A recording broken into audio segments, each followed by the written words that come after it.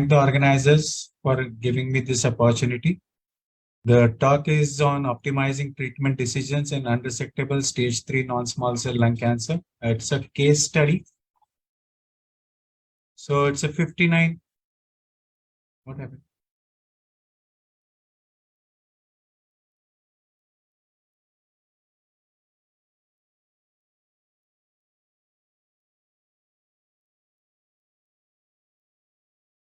Sir, please make it your full screen. Full screen.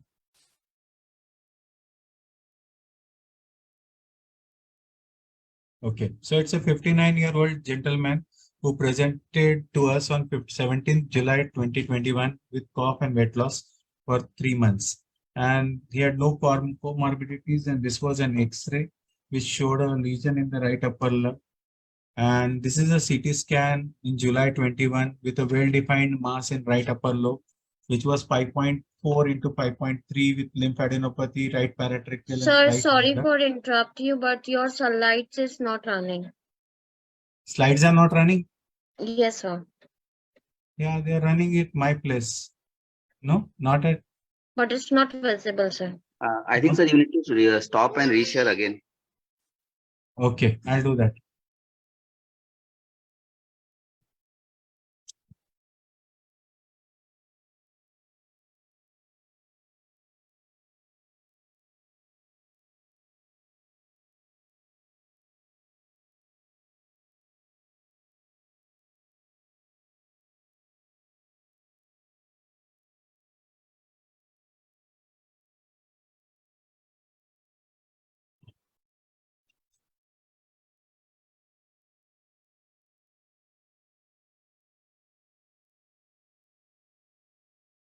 Yes, sir. It's visible now. Okay. Yes, sir. So on PET scan, there was a posterior segment upper lobe lesion which was active, and there were mediastinal and right hilar nodes which were metabolically active. The other investigations, histopathology was moderately differentiated adenocarcinoma, MRI brain was negative, PDL1 was positive at 20%, EGFR was negative in tumor cells. So it was a stage 3B, T3N2 M0, and this was according to the 8th edition lung cancer staging. So we had an adenocarcinoma, EGFR negative, PDL1 positive, non-small cell, stage 3B. And the treatment options in this kind of situations are like concurrent CTRT, concurrent versus sequential, induction, and consolidative treatment. So these are various treatment options which are discussed. And the outcomes of definitive chemoradiotherapy in stage 3B, these are various studies which are available to us. And the RTOG 0617, which was paclitaxel carboplatin, is the one which is quite commonly used in most of the times in present scenario. Concurrent CTRT also significantly improves the 5-year survival rate with risk ratios of 1.49 according to various studies which are available to us from 1999 to 2011. And there are also benefit of concurrent CTRT on locoregional recurrence, and there is a significant reduced risk of locoregional relapse in these patients who are treated with a risk ratio of 0.80. So patient was initiated on chemoradiotherapy, and in July 21, there was 60 gray planned in 30 cycles of radiation, and concurrent chemotherapy paclicarbo was started, but chemotherapy was stopped due to raised SGPT. And this was a follow-up scan, PET scan post CTRT. So consolidation chemotherapy also has been recommended, but there has been no benefit demonstrated with consolidation chemotherapy in various settings. And that's the reason why this is still a controversial thing, whether to use it. So these are certain protocols which are there for consolidation: docetaxel, cisplatin, pemetrexed. To improve these outcomes in unresectable stage 3 non-small cell lung cancer after CTRT is a big challenge. And to improve this, immunotherapy has been recognized as a safe and effective option as an adjunct to CTRT. To improve the prognosis of this patient, this is what is the idea. And there is a study, Pacific study, which was there for stage 3 patients who are locally advanced unresectable non-small cell lung cancer, who have not progressed after definitive platinum-based CTRT. At least 2 cycles should have been taken, and patients were randomized within 42 days. They should have a life expectancy of more than 12 weeks. They were randomized to durvalumab 10 mg per kg every 2 weeks up to 12 months or placebo. And this was a 2:1 randomization based on age, sex, and smoking history.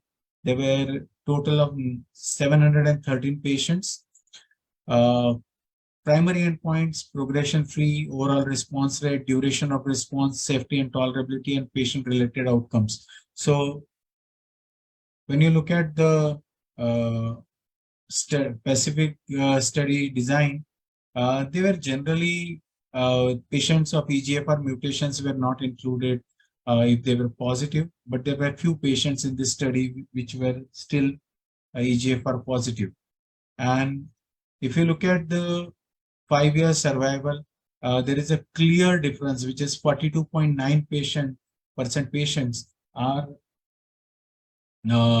alive at 5 years, and this is the first and only approved IO to demonstrate a 42.9% 5-year OS.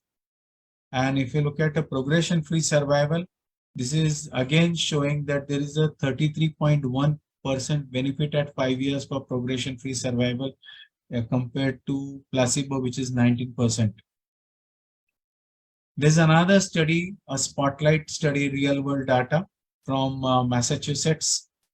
This was around 332 patients which were taken from the retrospective observational cohort study, where patients were de-identified, and this was used from a medical record database for Platiron. 332 patients who had received durvalumab. At least 50%, approximately 50% of patients had started treatment after 42 days, and 40.5% patients had completed more than 11 months of durvalumab. The ideal treatment is 12 months. So these were included in this study. And the time to progression after like durvalumab and subsequent anti-cancer therapy or metastasis or death, this was time to metastasis was looked at, time to progression free or death was considered, or overall survival was considered in all these patients. And if you look at these graphs for the study, it almost matches with the Pacific from Spotlight. You see that Spotlight also shows that durvalumab after CTRT is an effective, well-tolerated in patients with unresectable stage 3 non-small cell lung cancer, suggesting that treatment benefit observed in Pacific can be translated in everyday clinical practice, and this is an US-based study.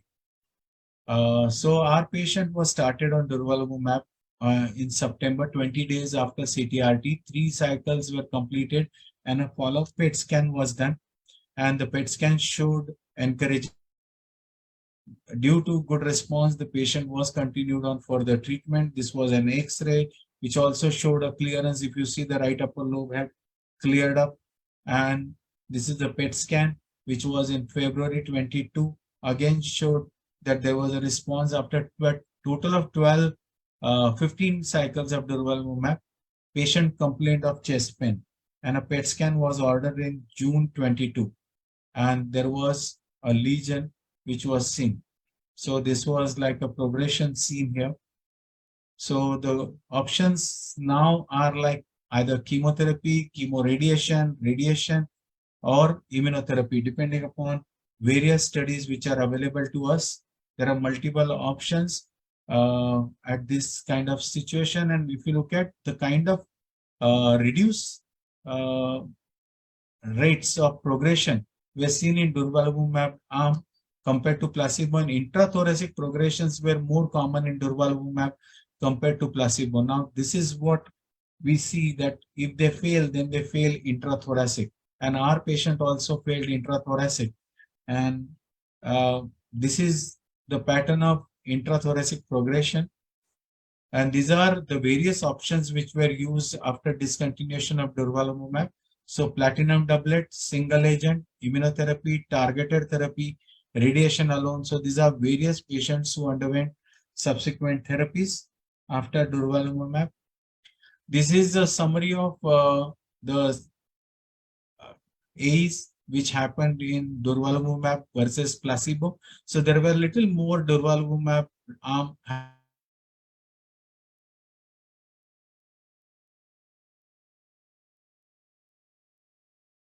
30% compared to 26% in placebo, a slight increase, I would say. And any grade pneumonitis were also more in durvalumab, 33 versus 24.8. So the key takeaways are that MDT approach is the best approach in patients with stage 3 non-small cell. CTRT has a better outcome than radiation alone. Consolidation chemotherapy does not improve outcomes. There is an immunotherapy now which demonstrates a better 5-year OS and PFS, durvalumab, and it should be considered for all patients with unresectable stage 3 who have not progressed after CTRT. Durvalumab improves outcome in all subgroups irrespective of PD-L1 status and EGFR status. And the patient did have EGFR and PD-L1, but it is not recommended to do in stage 3. Durvalumab now is a standard of care in stage 3 patients with unresectable non-small cell lung cancer post CTRT.